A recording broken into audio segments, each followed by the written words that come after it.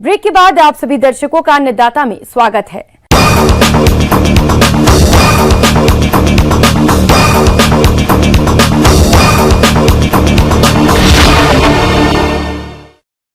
अपने प्रदेश में विभिन्न प्रकार की फसलों की खेती बड़े क्षेत्रफल पर की जाती है और कभी कभी फसलों का बाजार भाव एक साथ अधिक आवक के कारण औने पौने दामों पर बेचना पड़ता है। अगर किसान इन फसलों की खेती कॉन्ट्रैक्ट फार्मिंग के तहत करे तो वे इससे अधिक मुनाफा कमा सकते हैं। तो क्या है कॉन्ट्रैक्ट फार्मिंग और इसे कैसे करते हैं? तो चलिए इस बारे में जानते हैं कृषि वैज्ञानिक डॉक्टर दिव्यांशु शेखर से।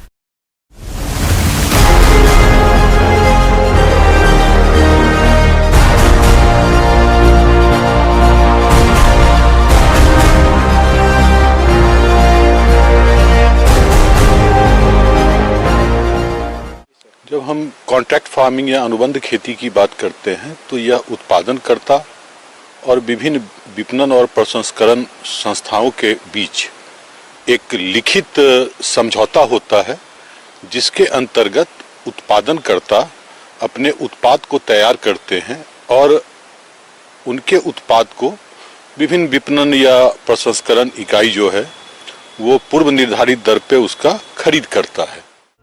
कई बार ये देखा गया है कि खरीदार न मिलने पर किसानों की फसल बर्बाद चली जाती है। इसके पीछे सबसे बड़ी वजह होती है किसान और बाजार के बीच तालमेल की कमी। कई बार बाजार में एक ही प्रकार के इतने उत्पाद आ जाते हैं कि किसानों को अपने उत्पाद का बहुत कम दाम मिलता है। कभी कभी तो लागत निकालना भी मुश्किल हो जाता है।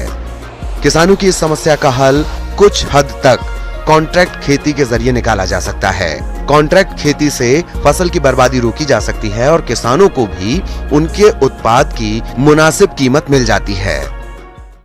तो अगर हम इस कॉन्ट्रैक्ट फार्मिंग की बात करें तो आज के परिप्रेक्ष्य में इसकी आवश्यकता इसलिए अधिक हो गई है कि अधिकांश किसानों के पास में जो भू जोत है वो काफी छोटा हो गया है।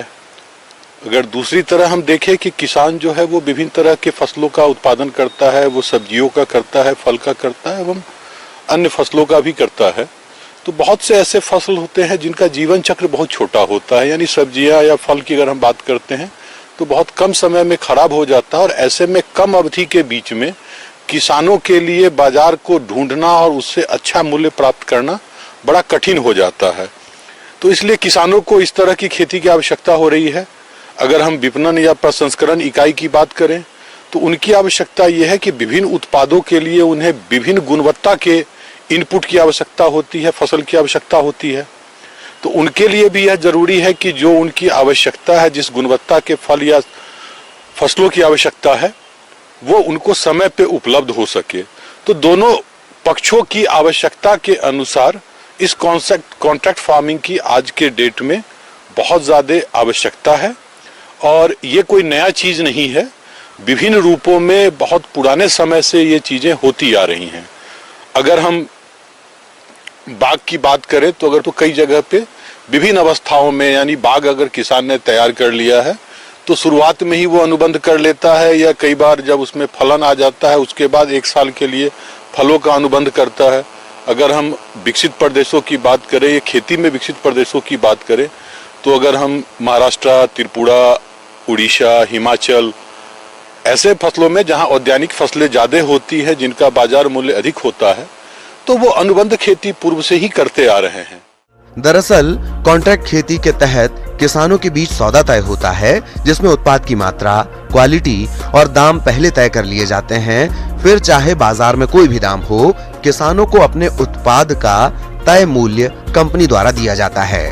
कॉन्ट्रैक्ट खेती का मकसद है फसल उत्पाद के लिए तयशुदा बाजार तैयार करना। इसके अलावा कृषि के क्षेत्र में पूंजी निवेश को बढ़ावा देना भी कॉन्ट्रैक्ट खेती का उद्देश्य है। जहां तक इसमें सहभागिता के लिए या इसका लाभ उठाने का अगर हम बात करते हैं तो जो हमारे पूर्व से जहां पे इसकी नियामक की स्थापना हो चुकी है, जैसे महाराष्ट्र है, पंजाब है, हरियाणा है, एपीएमसी एक्ट के अतिरिक्त जहां पे कॉन्ट्रैक्ट के लिए अलग अनुबंध की व्यवस्था की गई है, तो उन प्रदेशों में तो उन संस्थाओं को सीधे किसान संपर्क कर सकते हैं जिससे कि वो अनुबंध के हिस्सा हो जाए। जिन प्रदेशों में इस तरह के नियामक की स्थापना नहीं हुई है, वहां पे भी अलग अलग फसल के लिए अलग अलग अनुबंधकर्ता का इंफॉर्मेशन सूचना जो है वो वेबसाइट पे है। जैसे अगर हम बात करें कि पपीता की खेती की, तो पपीता के लिए कई ऐसे फर्म हैं जो सीधा किसानों से अनुबंध करते हैं और वो उसके लिए अपना इनपुट वो खुद उपलब्ध कराते हैं। उसी तरह अगर हम देखते हैं कि अभी लेयर फार्मिंग की काफी बढ़ावा हुआ है, किसानों में उसके प्रति जागरूकता आई है, तो कई ऐसे फर्म हैं जो किसानों से कहते हैं कि आप हमारे साथ अनुबंध कीजिए, हम आपको चूजा उपलब्ध कराएंगे, हमारे जो सुपरवाइजर है, जो तकनीकी विशेषज्ञ हैं, वो आपके फार्म का सुपरविजन करेंगे और आप चाहें तो वो हमसे सीधे हमको आप बेच भी सकते हैं। अनुबंध पर खेती के तहत किसानों को बीज, ऋण, उर्वरक, मशीनरी और तकनीकी सलाह उपलब्ध कराई जा सकती है ताकि उनकी उपज कंपनियों की आवश्यकताओं के ही अनुरूप हों और किसानों को कंपनियों की तरफ से पूर्व निर्धारित बिक्री मूल्य मिल सके। तो अलग अलग फसलों में अलग अलग फॉर्म्स हैं जो अलग अलग क्षेत्रों में काम कर रहे हैं। अगर किसान उसके लिए इच्छुक हैं तो अभी कम से कम बहुत सीमित स्तर पे ये चीजें हो रही हैं जिसमें सरकारी नियामक का भी आगमन नहीं हुआ है, लेकिन इस दिशा में भारत सरकार जो है वो काफी लगनशील है, काफी प्रयासरत है। साथ में जो अभी हाल में ही माननीय प्रधानमंत्री जी ने 10,000 कृषक उत्पादक समूह बनाने का जो लक्ष्य रखा है, यह भी इस दिशा में बढ़ता हुआ कदम है। कृषक अपने प्रखंड के कृषक उत्पादक समूह से जुड़ जाने के बाद वह समूह स्तर पर ही विभिन्न बड़ी कंपनियों के साथ अनुबंध कर सकते हैं और उसके साथ वो कॉन्ट्रैक्ट फार्मिंग में जो उनका प्रसंस्करण के लिए या उत्पादन के लिए है वो अनुबंध कर सकते हैं, जिसमें कि वो रजिस्टर्ड कॉन्ट्रैक्ट के तहत आ सकते हैं। इसके लिए भारत सरकार ने राष्ट्रीय स्तर पर कंपनियों का चुनाव किया है और प्रदेश स्तर एवं जिला स्तर पे भी विभिन्न फसलों के लिए विभिन्न कंपनियों का चुनाव की प्रक्रिया चल रही है। तो हम एफपीओ की मदद से ही जो छोटे किसान हैं वो सीधे ना जा करके एफपीओ के थ्रू भी कॉन्ट्रैक्ट फार्मिंग में जा सकते हैं, जिनसे कि उनको कोई भी शंका या आर्थिक क्षति होने की संभावना नगण्य हो जाए। इस तरह की खेती बढ़िया और सरल है और किसानों को मंडियों के चक्कर नहीं लगाने पड़ते, न ही उन्हें खेती बाड़ी से जुड़े कामों के लिए बीज और ऋण जुटाने की कोई चिंता करनी पड़ती है।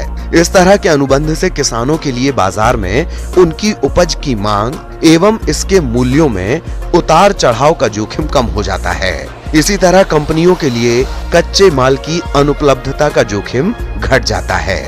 अनुबंध खेती यानी कॉन्ट्रैक्ट खेती को अपनाने से पहले कुछ सावधानी बरतनी चाहिए, क्योंकि आपकी थोड़ी सी लापरवाही से आपको भारी नुकसान उठाना पड़ सकता है। लेकिन समझदारी से कुछ बातों को ध्यान में रखते हुए कॉन्ट्रैक्ट खेती करने पर आपको निश्चित ही अच्छा फायदा होगा। एक चौथा होता है जिसमें कि एक मिडिल मैन होता है। कई प्रदेशों में जहां सरकारी कॉन्ट्रैक्ट नियामक की स्थापना हो चुकी है, वहां पे बिचौलिए के रूप में सरकारी संस्थाएं होती है। कई जगह पे कई बिचौलिया करता होते हैं जो दोनों पक्ष के बीच में एग्रीमेंट करते हैं। यह एग्रीमेंट दो तरह से होता है, एक लिखित और जो रजिस्टर्ड एग्रीमेंट होता है।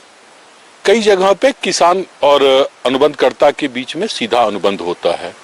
तो ये जो प्रक्रिया है इसमें दोनों ही पक्ष विन विन कंडीशन में होते हैं। एक को गुणवत्ता युक्त सामान मिल पाता है, दूसरे का बाजार का निर्धारित मूल्य और उनके उत्पाद को अच्छी कीमत मिल पाती है। आगे और भी हैं खेती बाड़ी से जुड़ी हुई बहुत सी रोचक जानकारियां। यहां रुकेंगे एक और ब्रेक के लिए।